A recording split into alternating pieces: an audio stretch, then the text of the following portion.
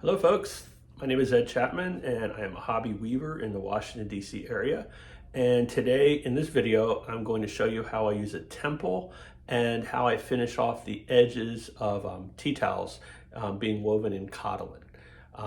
The way that I do it reduces the weight of the folded hem at the end, and I think it gives it a nice finished look when it's been wet finished. And also I think the temple helps a lot with yarns like 8-2 cotton, which is a little sticky in the weft and tends to produce a lot of draw in that can cause your selvage edge yarns to break. So I'm going to show you my solution to those two problems. Hope you enjoy. Thanks for watching.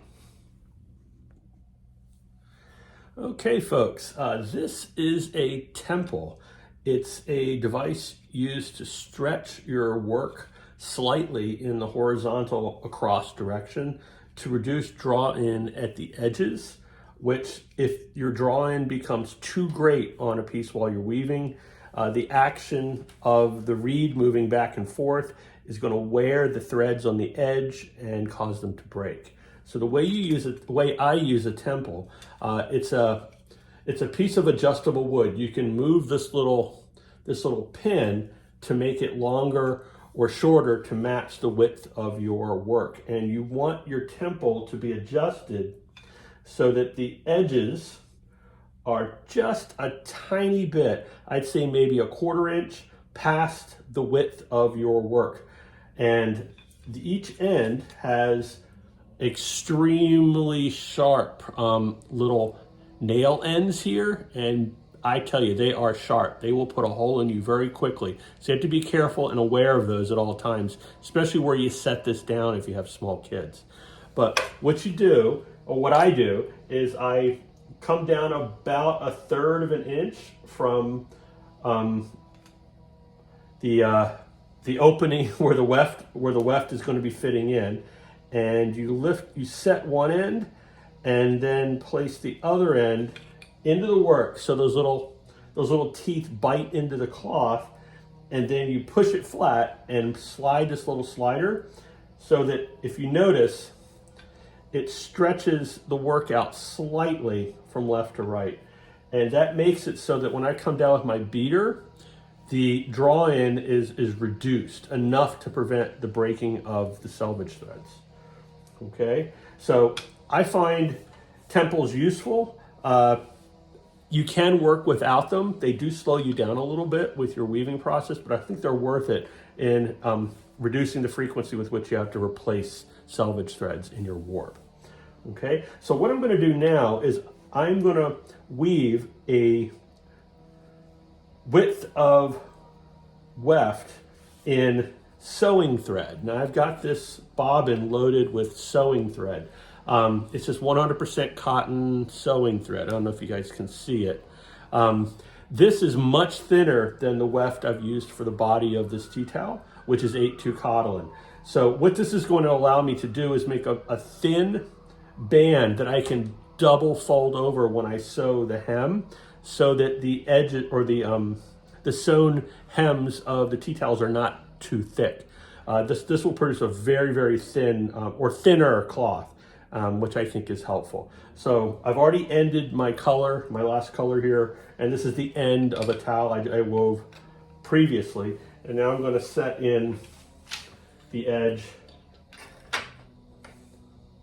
It doesn't matter where the end is on the first pick because you don't want it dangling out. It's buried in the work. And then I'm just going to plain weave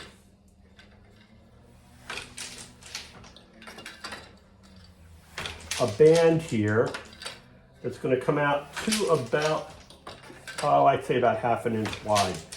I am counting the picks now, and in this particular pattern, I want 20 picks. So I'm going to weave 20 picks to produce that finishing edge of the towel.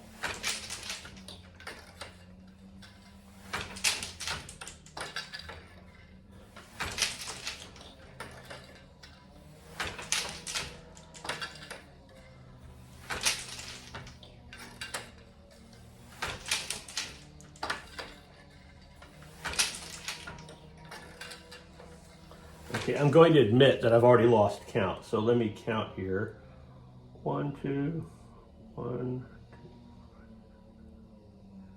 Okay, a couple more.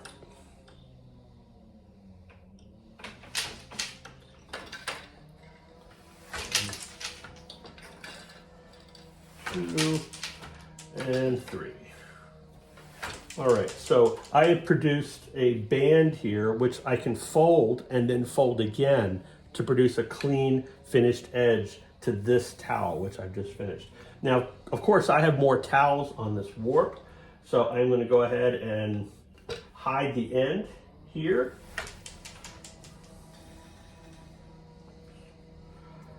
Cut it off.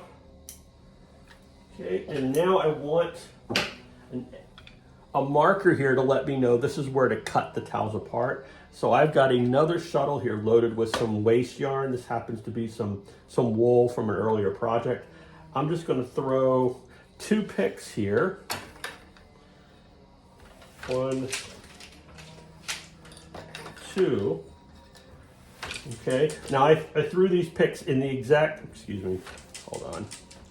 I want to keep the edge up so I can grab it here at the end. Okay, so here we go. So I've thrown 2 picks in the same shed, okay, which means I didn't change the interlacement here, so that when I am finished with the entire set of towels on this warp, I can pull this out, and it gives me a spacer for my scissors. So when I cut open, or I cut the threads across, I will be able to cut it evenly, and it'll make sewing and finishing the tea towels a lot easier. Okay, so as you can see, I've now have this. I was able to throw it in the same shed because I'm using floating selvedges, which are threads on the edge that are not in heddles, so they don't move up and down. I just go up and over them each time. These are independently tensioned on the back of my loom. I'll show how that works in a future video. But I find that's a great way to control your selvage tension. Or another way to control your selvage tension. Selvage, by the way, is the edge of any flat woven work.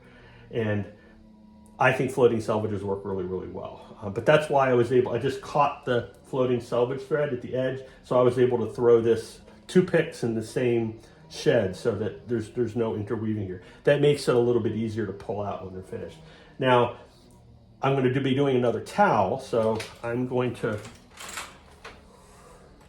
roll a little bit, pull that in a little bit, and I'm going to do another band of that cotton thread at this edge, which will be the starting edge of the next towel.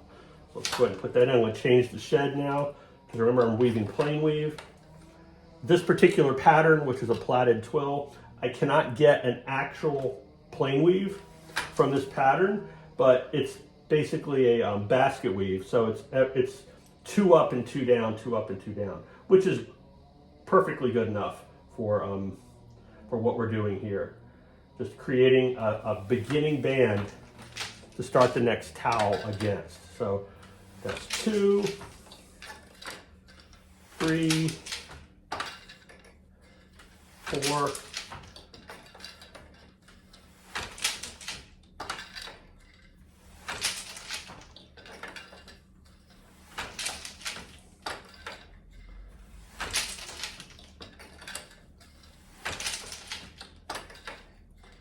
10, 11, 12. I'm not going to sit here and go all the way to 20, because you guys get the idea. You'll notice when I'm laying the weft pick into the shed, I'm trying to keep a consistent angle. Okay, for this particular yarn, I'm going for, I guess the angle is about like this, so you can see it. That's plenty to keep my drawing from getting too bad. If I was weaving this particular work without a temple, I would have to do much more, like close to a 45-degree angle, and that reduces my the width at which I can weave before I have to advance the cloth beam. So that's another reason why I like the temple. It allows me to weave a little bit at less of an angle when I throw each pick. But I hope this helps. Thanks for watching, and have fun weaving.